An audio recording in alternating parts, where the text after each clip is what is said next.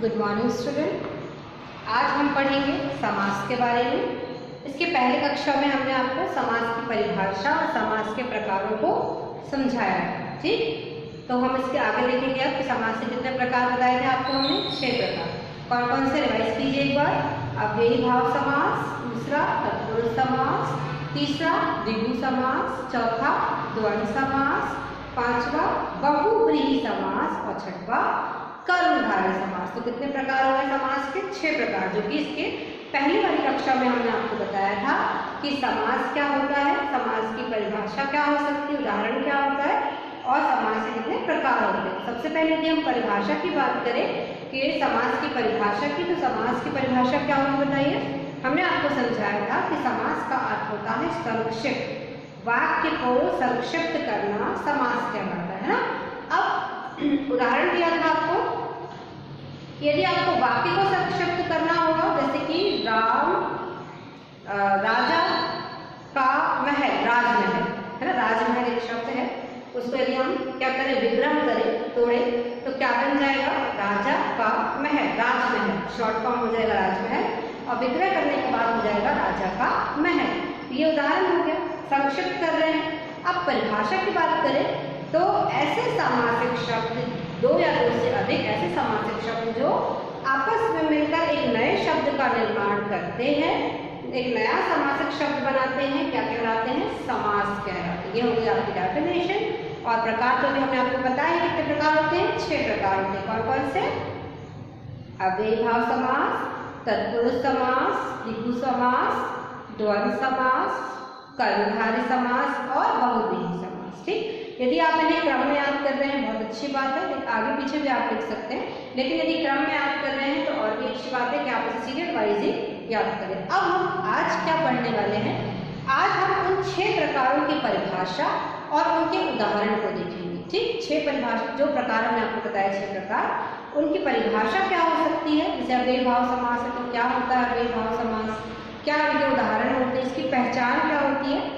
क्योंकि याद रखिएगा, इसके बाद आपका एक टेस्ट होगा, समास का एक टेस्ट होगा, जिसमें हम आपको लगभग 10 या 15 शब्द देंगे। आपको यहाँ ध्यान से समझना है। वो 10-15 शब्द आपको दिए जाएंगे, आपको सॉल्व करके उनको क्या करना है, फोटो खींचकर मुझे भेजना है ना। कुछ बच्चों को टास्क दिया गया था एप्लीकेशन का, बहुत अच्छे से कुछ बच्चों ने मुझे लिखकर भेजा है, अच्छी सुंदर हैंडराइटिंग में लिखा है, तो बहुत अच्छी बात है कि आप एक्टिव होकर, अवेयर होकर पढ़ रहे हैं। जितना समय, जब भी आपको समय मिले, जब भी आपको मोबाइल मिले, तब भी आप पढ़ें, ध्यान दें पढ़ाई पर, है ना। तो आपको इस तरह से पढ़ना है, एक टास्क दिया जाएगा, ध्यान रखिएगा। आपको समास पढ़ने के बाद उसको आपको पूरा करके मुझे, जैसे आपने आवेदन पत्र किया था वैसे ही सेंड करना है, ठीक है। अब हम आगे बढ़ते हैं। सबसे पहला जो हमारा समास है, हमने आपको बताया था कौन सा समास होता है। सबसे पहला अव्ययी भाव समास। कौन सा समास होता है?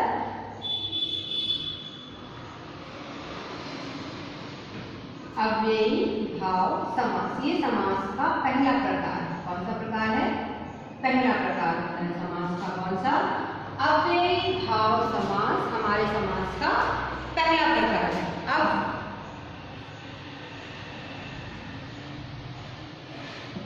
ठीक, यदि हम इसकी परिभाषा की बात करें तो हमने आपको पहले भी बताया था कि इस समास में क्या होता है, प्रथम पद प्रधान होता है, पहला पद। यहाँ पे 2 पद हम आपको बता रहे हैं कि 2 समासिक शब्द होते हैं, 2 पद होते हैं।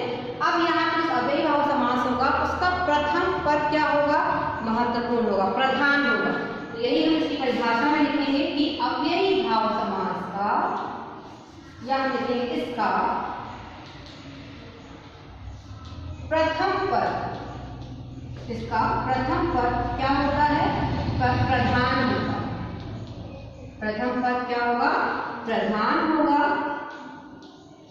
और कोई उपसर्ग या अव्यय होगा। जैसे किसी नाम से पता चल रहा है कि क्या होगा, कोई अव्यय। अब हमने आपको बताया था कि अव्यय क्या होते हैं, लेकिन जब आप समास पढ़ते हैं तो आपको बहुत सारी चीजें जो है वो इसके अंदर मिलेंगी। ग्रामर की बहुत सारी चीजें आपको इसके अंतर्गत आएंगी। जैसे देखिए यहाँ पर 2 शब्द आ रहे हैं, आपने ध्यान दिया होगा, एक आ रहा है उपसर्ग और एक आ रहा है अव्यय। 2 चीजें आ रही है। अब उपसर्ग क्या होगा यहाँ पर, जो किसी अन्य शब्द के आगे लगकर एक नया शब्द बनाते हैं, क्या कहलाते हैं? उपसर्ग कहलाते हैं ना। तो ये ग्रामर का एक भाग हो गया, आपने उपसर्ग पढ़ा था इसके पहले। अब यदि हम बात करें अव्यय, अव्यय तो एक नया शब्द है हमारे लिए। अव्यय क्या होता है? ऐसे शब्द जिनका प्रयोग हम हिंदी भाषा में जस का तस, मतलब जैसे शब्द होंगे हम वैसे ही उनका प्रयोग करेंगे। अव्यय जो है वो कभी परिवर्तित नहीं हो सकते। जैसे हम तत्सम तद्भव बोलते हैं कि ना, कि यदि मोर है तो हम उसको मयूर बोल सकते हैं, लेकिन जो अव्यय शब्द होंगे वो कभी भी परिवर्तित नहीं होंगे। ध्यान रखिएगा ये चीज आप, है ना। तो यहाँ पर आपने दो चीजें समझ ली ग्रामर के साथ साथ। क्या समझा पहले? प्रथम पद प्रधान होता है, उपसर्ग होता है या अव्यय होता है ना। तो उपसर्ग बता दिया आपको, शब्दांश जो क्या होगा प्रथम या आगे लगेगा, और क्या होगा? अव्यय। अब इसके उदाहरण की यदि हम बात करें तो उदाहरण क्या हो जाएगा इसका? यथासंभव। क्या लिखा है यहाँ पर? उदाहरण आपने लिखा यथासंभव, ठीक। फिर हमने लिखा प्रतिदिन, फिर हमने लिखा, ठीक है, यथासंभव लिखा आपने, प्रतिदिन लिखा, और क्या हो सकता है आप बताइए?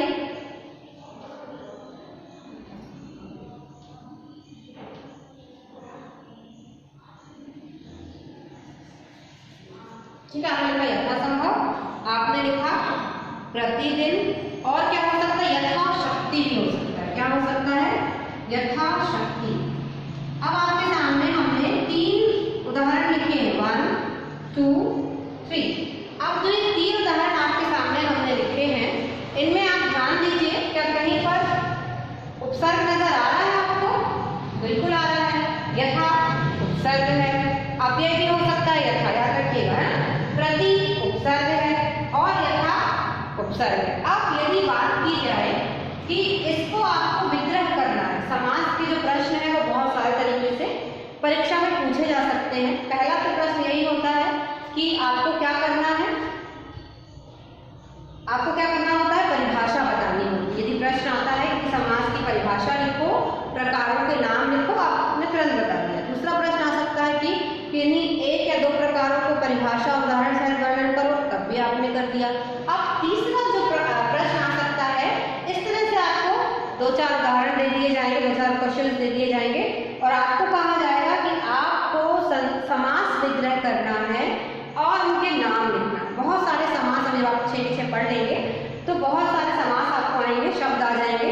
अब आपको क्या करना है? समास को समास विग्रह करना है और उनके नाम लिखने हैं। कैसे?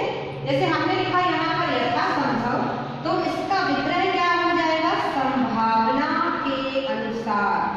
क्या हो जाएगा इसका विग्रह?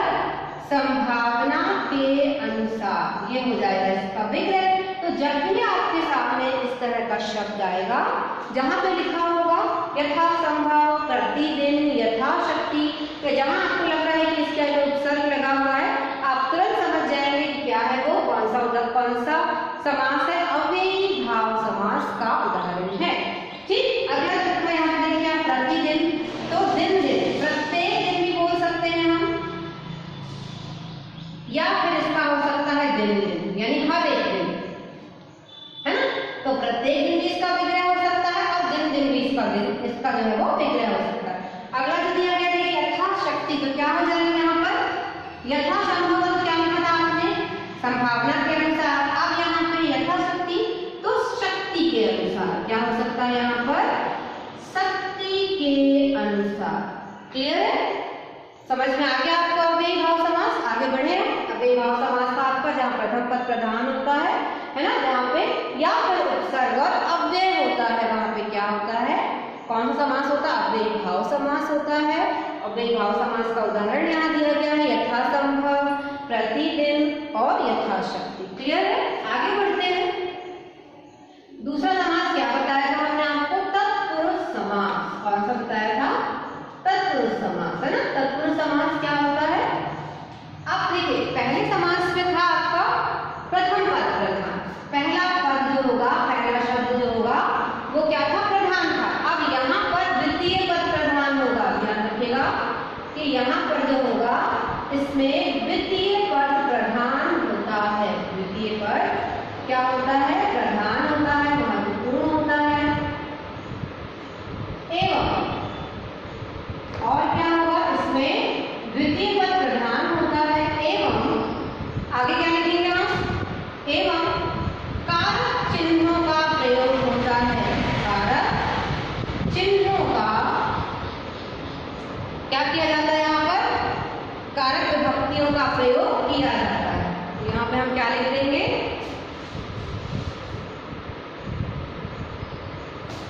कारक विभक्ति कितनी होती है आप बताएंगे? 8। हमने आपको बताएंगे कि कारक विभक्तियों का प्रयोग यहाँ पर किया जाता है।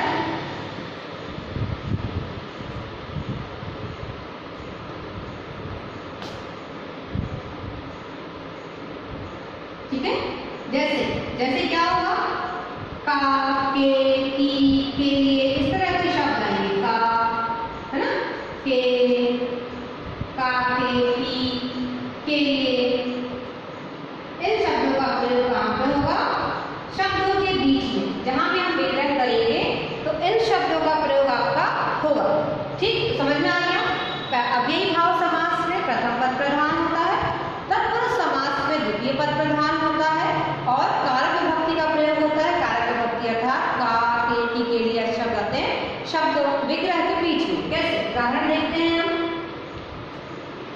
उदाहरण के लिए हम बात करें तो सबसे पहले हमने लिया राजपुत्र। ठीक है, राजमहल, राजपुत्र ले लिया हमने, राजमहल ले लिया हमने, एक उदाहरण है ना। देशभक्ति एक शब्द ले लिया हमने।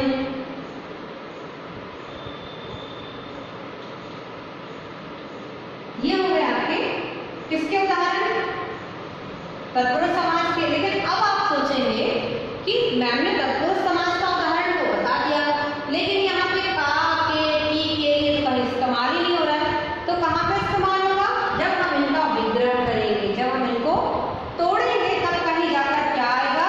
तत्पुरुष समास का कारक विभक्ति प्रयोग की जाएगी। जैसे राजा का पुत्र क्या हो जाएगा? राजा का पुत्र क्या होगा? आज्ञा का राजपुत्र। विग्रह कर दिया आपने। अगला लिखा हमने राजमहल, तो राजा का महल क्या कहलाएगा? राजमहल। आज्ञा का फिर से देशभक्ति, देश के लिए भक्ति, देश के लिए क्या हो जाएगा? भक्ति। तो क्या बन गया आपका? खेली आज्ञा। क्लियर? तो जब हम ये नियम बता रहे हैं आपको, तो आपको इन नियमों का प्रयोग कब करना है? कहाँ पे होगा? जब हम विग्रह करेंगे, जब हम तोड़ेंगे समास को। ठीक, तो अभी आपने पढ़ लिया कौन कौन सा? अव्ययी भाव समास, दूसरा पढ़ा आपने तत्पुरुष समास। ठीक, पहले इसमें अव्ययी भाव समास में प्रथम पद प्रधान होता है, तत्पुरुष समास में द्वितीय पद प्रधान होता है। इसमें उपसर्ग या अव्यय होता है, इसमें कारक विभक्ति होती है। उदाहरण के लिए यथासंभव, संभावना के अनुसार। उदाहरण के लिए राजपुत्र, राजा का पुत्र। ठीक, तो आपने समास के प्रकारों के 2 प्रकार समझे, अभी 4 बाकी हैं। इसे आप नोट कर लीजिए, फिर हम आगे के प्रकारों को आपको समझाते हैं। नोट कर लीजिए।